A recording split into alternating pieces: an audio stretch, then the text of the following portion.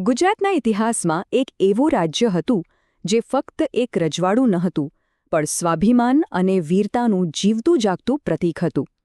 પાવાગઢના ડુંગરો પર વસેલું આ હિન્દુ રાજ્ય એટલે કે ચાંપાનેર દાયકાઓ સુધી અમદાવાદના શક્તિશાળી સુલતાનો સામે અડીખમ ઊભું રહ્યું.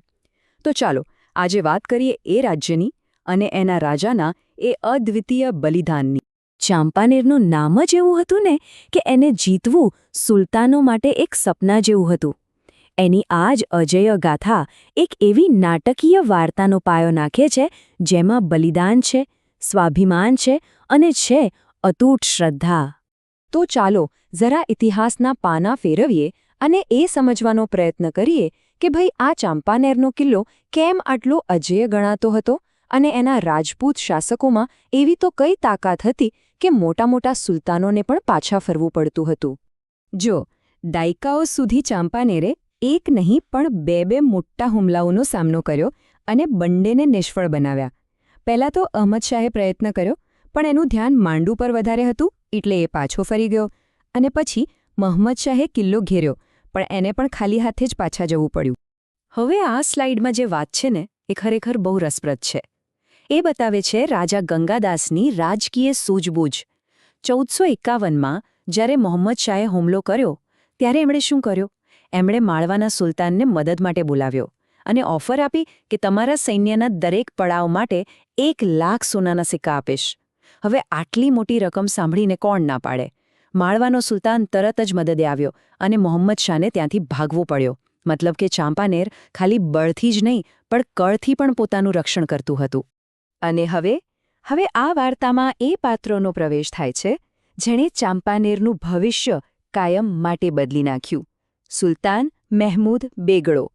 એની ચાંપાનેર સાથેની દુશ્મની એક નાનકડી ઘટનાથી શરૂ થઈ હતી પણ એની અસર બહુ જ મોટી અને વિનાશક હતી. થયું એવું કે ચાંપાનેરના રાજાએ બેગડાના સેનાપતિ મલિક અસદને હરાવી દીધો. પણ વાત કે હાર જીતની નહોતી. રાજાએ એના હાથી ઘોડા પણ મારી નાખ્યા જે એ જમાનામાં શક્તિ અને સન્માનનું પ્રતીક માનવામાં આવતા હતા. બસ આ એક એવું અપમાન હતું જે સુલતાન ક્યારે ભૂલી શકે એમ નહોતો. તો મુખ્ય મુદ્દો એ છે કે આ જે અપમાન થયું ને એના કારણે ચાંપાનેરને જીતવું એ બેગડા માટે હવે ખાલી એક રાજકીય લક્ષ્ય નહોતું રહ્યું, એ એનું અંગત જુનૂન બની ગયું હતું. હવે આ લડાઈ માત્ર જમીન માટે નહોતી, આ લડાઈ હતી સન્માન અને બદલાની. અને અહીંથી જે અંતિમ અને ભયાનક સંઘર્ષની શરૂઆત થાય છે. મહેમૂદ બેગડો પોતાની વિશાળ સેના લઈને ચાંપાનેર તરફ આગળ વધે છે અને હવે યુદ્ધ સિવાય બીજો કોઈ રસ્તો બચ્યો જ નથી. સુલતાનની આટલી મોટી સેનાને પોતાની તરફ આવતી જોઈને રાજાએ આ લોહિયાળ જંગને ટાળવા માટે એક છેલ્લો પ્રયાસ કર્યો. એમણે શાંતિથી વાતચીત કરવા માટે પોતાના દૂતોને મોકલ્યા. પણ સત્તાના નશામાં ચોર બેગડાનો જવાબ એકદમ સ્પષ્ટ અને ક્રૂર હતો. બસ આ શબ્દો સાથે જ શાંતિના બધા દરવાજા બંધ થઈ ગયા અને અંતિમ યુદ્ધનું એલાન થઈ ગયું.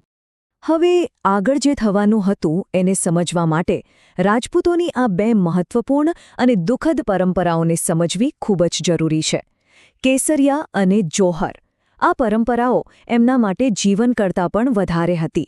એ એમના સન્માન અને ગૌરવનું પ્રતીક હતી.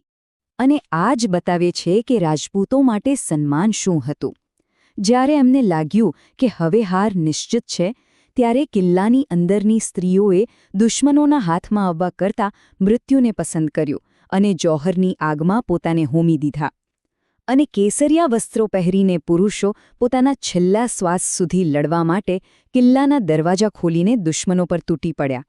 આ એક એવું બલિદાન હતું જે ઇતિહાસ ક્યારેય ભૂલી નહીં શકે. ચાલો આગળ વધીએ અને જોઈએ કે આ વાર્તા કેવી રીતે આગળ વધે છે. યુદ્ધ પૂરું થયું. ઘાયલ રાજા રાવળપતઈને પકડી લેવામાં આવ્યા. એમની શારીરિક લડાઈ તો પૂરી થઈ ગઈ હતી પણ એમની શ્રદ્ધા અને સિદ્ધાંતોની અસલી કસોટી તો હવે શરૂ થવાની હતી. રાજા અને એમના મંત્રીને તરત જ મારી નહોતા નાખવામાં આવ્યા. ના, એના બદલે એમને 5 મહિના સુધી કેદમાં રાખવામાં આવ્યા. આ સમયનો ઉપયોગ એમની હિંમત તોડવા અને એમના પર માનસિક દબાણ બનાવવા માટે કરવામાં આવ્યો હતો. રાવળપતઈ સામે એકદમ સ્પષ્ટ અને ક્રૂર વિકલ્પ મૂકવામાં આવ્યો. ઇસ્લામ ધર્મ અપનાવી લો અને જીવતા રહો, અથવા તો પોતાના ધર્મ પર અડગ રહો અને મૃત્યુને ગળે લગાવો.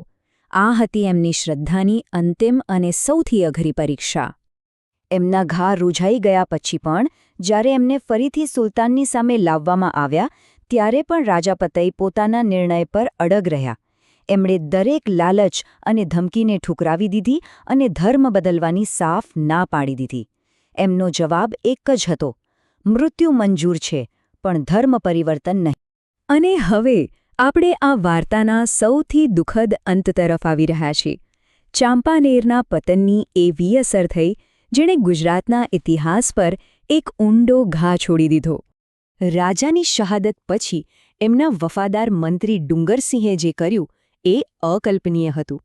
એમણે એક સૈનિક પાસેથી તલવાર ઝૂંટવી લીધી અને પોતાના છેલ્લા શ્વાસ સુધી લડ્યા અને સુલતાનના એક ખાસ માણસને મારીને જ શહીદ થયા. આ વફાદારી અને વીરતાનું એક અદ્ભુત ઉદાહરણ હતું. આ વ્યક્તિગત દુર્ઘટનાનો અંત રાવળપતઈના બાળકોના ભવિષ્ય સાથે થયો. એમની 2 દીકરીઓને સુલતાનના હરમમાં મોકલી દેવામાં આવી અને એમના દીકરાને એક મુસ્લિમ ઉમરાવને સોંપી દેવામાં આવ્યો, જેથી એની ઓળખ અને ધર્મ બંને છીનવી શકાય. આ વિજેતાની ક્રૂરતાનું જીવતું જાગતું પ્રમાણ હતું. બેગડાએ ભલે ચાંપાનેર જીતીને એને એક નવું સુંદર શહેર બનાવ્યો હોય, પણ આ એક વાક્ય આખી હકીકત કહી દે છે. એ સુંદરતાનો પાયો એક વીર હિન્દુ રાજાના લોહી અને હજારો નિર્દોષોના બલિદાન પર નાખવામાં આવ્યો હતો. આ એક વિચારવા જેવું સવાલ છે ખરું ને? ઇતિહાસ તો હંમેશા જીતનારા જ લખે છે, પણ જે હારી ગયા એમના બલિદાન અને એમના સિદ્ધાંતોનું શું?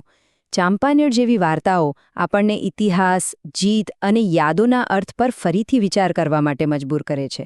અને આપણે જ નક્કી કરવાનું છે કે આપણે આ બલિદાનોને કેવી રીતે યાદ રાખીશું.